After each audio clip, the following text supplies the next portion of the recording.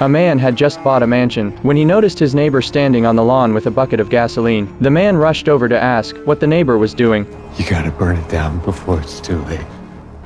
It's not worth the price. It will destroy you.